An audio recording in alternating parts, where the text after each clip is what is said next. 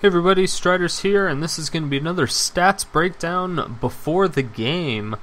So for the red team, we have Shen, Alistar, Lee Sin, Corki, and Master Yi. This is very interesting because Master Yi is actually going AP, but that's besides the point this particular game. So the main role for both Shen and Master Yi is top. And they actually don't have anybody that mains caster, and so that's going to be a little bit of a hindrance on their particular team. Also, on the bottom team, they don't have a dedicated support player, which isn't too bad because usually an AD carry knows exactly what to do as a support, so it shouldn't be too big of a deal for the blue team. Overall, if you combine everybody's win-loss ratio with those particular champions that they're playing, you'll see that the red team has about a 54.33 average percent chance of winning, and the blue team has a 51.52% chance of winning. Of course, this doesn't equal 100% because it's just an average of the win-loss with those particular champions. So, the favor is going to go into the red team based purely on stats. This doesn't include, of course, the team composition and the lack of skill on, the lack of games played on certain champions. Like the Vayne only has 4 games played on Vayne. There's only 17 on the Nunu. There's only 14 on Janna, and there's only 31 on the Janna. So I'm a little bit worried about the blue team here. It's going to be a little bit risky.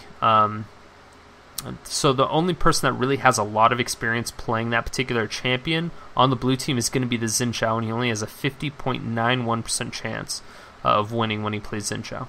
As far as the red team goes, Master Yi only has 9 games played, but everybody else has over 100 except for Shen. Shen has 45.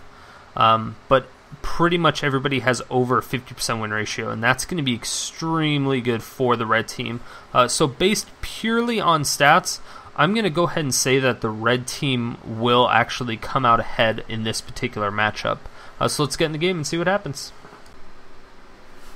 Hey everybody, Striders back with another daily high ELO casting. Today I'm actually rocking it solo again. This should be a fairly interesting match. It looks like it's going to be red team is Team Horn because they have the Warlord Shen, the Infernal Alistar, and the Samurai Yi. That's what I'm going with. Against Team Close Range.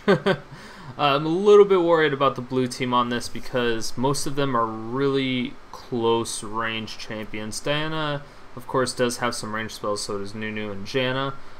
But in order to get the full-fledged everything out of it, they will have to be melee. And having Alistar against that is going to be incredibly dangerous. So I'm a little bit worried. I guess it just kind of depends on how well Spellsy does as an Alistar this game. And he is an excellent Alistar, so that's why I'm very, very concerned for the blue team right now. So far as buying items goes, looks like it's going to be the typical boots 3 pots for pretty much everybody. The support Nunu is actually going boots, which is a little surprise. Oh, sorry, he's jungling Nunu. I apologize for that. It's still a little surprising. I mean, it's he does have Janna, so he probably could have opted for a quicker Philosopher's Stone or something like that. But the boots with Janna's passive will, of course, aid his movement speed and definitely help with that jungle clear. So I really like that combo because Nunu's really, really powerful, and it'll be interesting to see how well he does. Vayne is rocking Cleanse, which is exactly what she needs to do because they have a lot of CC on the red team right now. They will have that Lee Sin to slow, they'll have the Yi, and then they do have 30 seconds until minions spawn. Actually, no, they have 3 ignites and 1 exhaust. Red team is going really aggressive right now. Vayne is going around the back end, but that is still kind of close since she could have got spotted there. They did kind of make a beeline, and she knows that there wasn't much of anything there yet. It looks like Shen's waiting for a taunt. Goes in, but there's nobody there. Shen really wanted that, but he was all by himself, so that's really, really the scary thing about that. Vayne's going in, throws out the tumble, and they don't see her. I don't believe they see her. And that's going to be the scary thing. Yeah, they don't see her at all. So they're going to take early... Uh-oh. So they're camping in this bush, and they are going to come out here now. They took down the small golem and not the big one, but now Vayne is going to go in, does actually get a little bit of an auto attack onto this Alistar, but they do reduce some of the damage, or some of the extra added experience that the blue team would have gotten if they would have got both golems.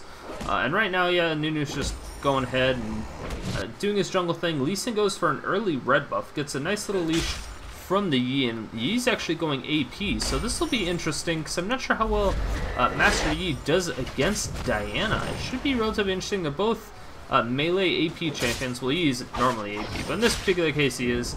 I think Diana's still going to be a little bit stronger. Once she goes in for her Lunar Rush, though, Yi can just kind of pop out with the Alpha Strike and help a little bit. And that was just a great move by Diana, popping out her shield just in time. He just gets an early meditate and just kind of meditates all of his health back up to full, not any problems. He is going to run into some mana issues here later. Oh, and Shen gets a nice taunt onto the Xin, but nothing's actually going to happen from that. And this will be an interesting match, but I'm not sure how well Shen's going to do against Xin Zhao, but he will have the harass from the ranged Vorpal Blade. And he will be able to heal off cannon minions pretty easily. Yeah, he's just going to keep harassing with that. And a great job by Yi, and oh my gosh, Janna just absolutely rips through the Yi, even though Yi had a huge advantage there. I don't believe he got off, no, he didn't actually meditate, it seems. I think he probably could have meditated a little bit at the end there, just to kind of force Diana to back off completely. But now there's 3 members of the red team down at bottom lane. Lee Sin is still down here with the double buffs, but he's not going to be able to pick up anything after all.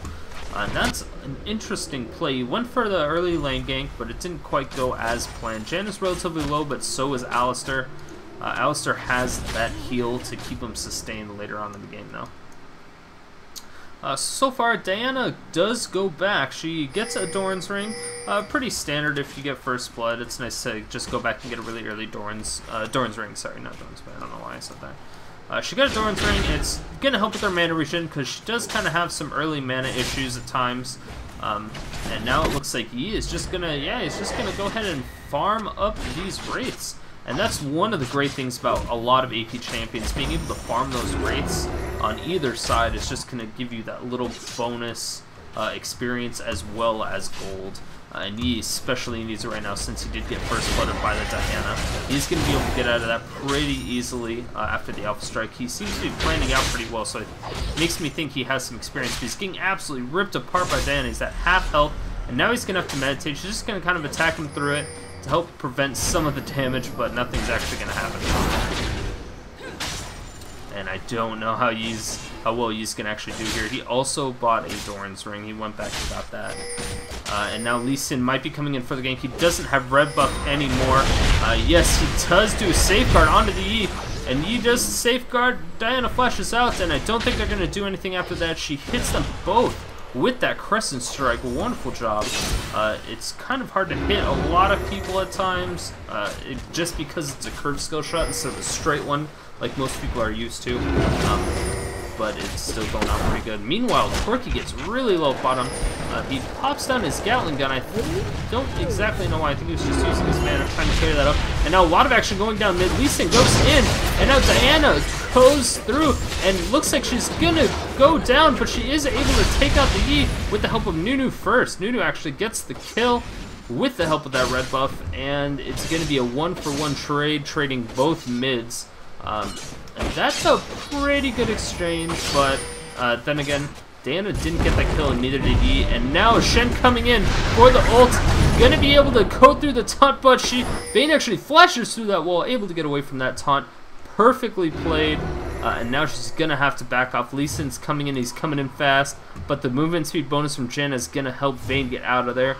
She is gonna recall without any issues, though. So far, great job. It looks like Xin isn't quite pushing. He's just gonna kind of farm as normal. He's pushing a little bit, but not as hard as he probably could be. He hasn't actually gone back. Oh, it looks like he's finally starting to push a little bit. Maybe he's just waiting for cooldowns. Yeah, so he's going to push that lane, basically force him to lose out, force Shen to lose out on a couple creep kills, but it's not going to be that many. But then again, Shen did kind of miss out on quite a bit there, just for the fact that he ulted down bot and they didn't get anything for it, besides a used flash on Vayne's part. But wonderful play by Vayne, knowing when that ult was actually coming in. She saw the shield, got headbutted into the tower, she knew she was in trouble, but she just perfectly placed herself to flash over that wall, and it was just absolutely brilliant. And now the red team looks like Lee Sin might be coming up for a gank. Blue team is pinging off, and red team's also pinging up top. I don't know if they think he's in that top brush or not. I'm not quite sure. But he is just getting nailed by every single crescent strike, and now he's just gonna have to yeah, he's gonna have to meditate as much as possible, trying to keep that up. But Zhao gets initiated on, and a great sonic wave coming in. He is able to flash away from it, but it looks like Shen does not care. He's gonna try to go in for that taunt. He does barely hit the taunt, and the resonating strike followed with the sonic wave pickup. Shen actually ends up getting the kill, and Nunu's gonna try to go onto the Shen, but I don't know how well it's gonna happen. And he does hunt through the wall. Diana doesn't even go in that bush. Was right next to him the whole time. Lee Sin was barely able to get out of there. I think Diana was just a little bit too confused on who to go for. Very, very disappointing. I think Diana could have definitely got that kill. She would have just thrown a crescent strike into there. So now Shen is actually picking up a Ninja Tabby, and this is pretty interesting. They don't have a whole lot of AD where it's really going to matter all that much, and a great pickup by Diana there, just absolutely destroying that E. He was farming the Wraiths, she noticed it, and she just ruined him for it. And now we have a kill going on to Nunu. Let me go ahead and go back a little bit so you can see that. Yeah, Nunu throws on the Ice Blast, is able to get up a little bit of extra damage. Corki comes back in, but gets absolutely wrecked by the Vayne. Vayne has the cleanse with the shield from Janna, being able to get out of that ignite. Wonderful play by the three members of the blue team, and now Nunu has Pink Eye so early on in this game. 8-minute Pink Eye. Absolutely wonderful. He's going to be able to gain a little bit of map control, and a great ultimate by Vayne. Vayne gets headbutted back, and Janna's going to tank the tower for just a little bit. She's not going to be able to anymore, and that is unfortunate. As of now, it looks like Shen is coming in for the taunt on Leona, and now the Dragon Kick coming out with the Resonating Strike, followed by the Sonic Wave. Diana actually picks up the kill onto the Lee Sin, but then goes down to the Shen shortly after, and that is disappointing, mainly because Diana had blue buff and then she had to walk away from him. But now Shen coming in with the ult does taunt the Vayne, and Vayne goes down from the Shen. Wonderful job, but in the meantime Janna's able to pick up the kill on the Alistar, and now it looks like Shen, oh, right when the taunt came up, just so close. She doesn't have any mana to really do anything. She slowed him down just to help him take a little bit more damage. I think that would have been better used on a shield. But either way, I think she was going down regardless, because Shen is just too tanky with that Ninja Tabby, with the Heart of Gold, and with that extra health crystal. It's just too much for him to handle. In the meantime, again, that was the second time that Shen had to ult down there. He was down there for quite some time, so Zhao was just able to take that top tower without any problems. It's a really early tower, 10 minutes, top tower, and now it looks like, yes, Diana's going up against the E. She doesn't have any way of getting him out of that anymore, so very disappointing. She didn't wait to use her Pale Cascade for once he started meditating, and that's where she went wrong. I'm assuming she will learn from that and do that next time. And now a great condemn into the wall, but now she's headbutted and pulverized. She's going to take a lot of damage from this Corki. Corki just doesn't quite have enough for that Valkyrie yet. And this is going to be really dangerous. I don't know if Vayne should be staying here. She is super low. The great slow, the headbutt coming out, and then the pulverize. Corki coming in, but Janna interrupts with the great monsoon. But now it looks like Lee Sin is coming in, is able to pick up the kill, and now an ultimate absolute zero just absolutely wrecks that Lee Sin. So that's a 2-for-1 exchange, wonderful exchange. I think Janna's going to be able to do a lot of work here with the help of the Nunu and that red buff. Corki does not have enough mana for the Valkyrie, and he is definitely going down. great job by the blue team. That was a 3-for-1 exchange bottom. Red team just got a little bit too overconfident, and again, that pink guy just doing so much work for that Nunu and his team. And it looks like, yes, Diana's going back in. It throws off the ignite. I don't think she needed to use her flash there, but it worked. And now she's getting initiated onto the Shen. Shen has red buff, and I don't know if he's going to be able to pick this up. It looks like he will. She doesn't have flash anymore. And now Nunu might be able to pick up this kill. Oh my gosh, he taunts through the wall, but it doesn't actually hit any of those minions. Ridiculous. And now, uh-oh, Nunu just got spotted out, and he... Wow, that was wonderful. So what he did is he did a drive-by smite. So if Lee Sin wanted to throw out his Sonic Wave, it would have hit a minion because Nunu smited the Big Wraith and just let the other 3 just kind of follow him along that trail. So he was blocked by creeps. And that was a fantastic move by Nunu. Like, I didn't even think of that. I don't think that's probably the first time I've ever actually seen anybody do that. Just overall wonderful play by that Nunu. It's just little things like that that you don't really think about that just separates the good players from the great players. And that's what I really like about these high ELO, this just high level play. And so Vayne and Janna are still doing okay down here. Corki is down by about 30 CS, which is not good at all. Vayne, if she gets fed, it's really dangerous. But now 3-man gank going by. Vayne is getting targeted really hard. Does cleanse out, but it does not matter. Lee Sin still has a resonating strike. And now the shield coming out from Shen. Shen's going to come out and taunt that Nunu. Janna comes out. She doesn't have her Monsoon anymore. It's almost up. She doesn't quite get it. No, she does not. A 4-man gank bottom. They're so low. Where's the Karthus when you need it, right? But there's 2 members from the blue team. I don't know if they got spotted out by that ward, but Shen throws a ward over the back. Does taunt. He lands a taunt on both of them, and now it looks like he might be sacrificing himself. Yeah, I don't think. Yeah, he definitely does not get out of that. And now they're just on a manhunt. Oh, Zhao actually doesn't quite land it. And a pulverize coming up, actually hitting both of them. Very surprising. And yes, Zhao was able to pick up the kill with the last audacious charge. Absolutely wonderful chop by the blue team. Every single time they seem to have a big disadvantage, like in that case where they just absolutely destroyed their bottom lane, they were just able to come back really strong, and now they're initiating onto the big dragon. Lee Sin is spotted out by this ward. He does spot down that ward as well, but then again, Nunu, he does have his consume and his smite. I don't think Lee Sin's going to be able to do too much about that. And yes, blue team is able to pick that up. And, oh my gosh, man, it's doing so much damage. She already has her Abyssal Scepter with the Sork Shoes. So she's absolutely melting people through their magic resist. And now Corki's trying to get away. The Absolute Zero coming out, but very unfortunate. He did have enough mana for his Valkyrie and was able to get out of there without too many problems.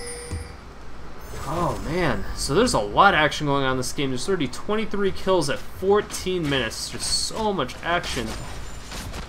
Then again, Vayne is still doing a ridiculous amount of work. Corki has 4 assists, she has 5.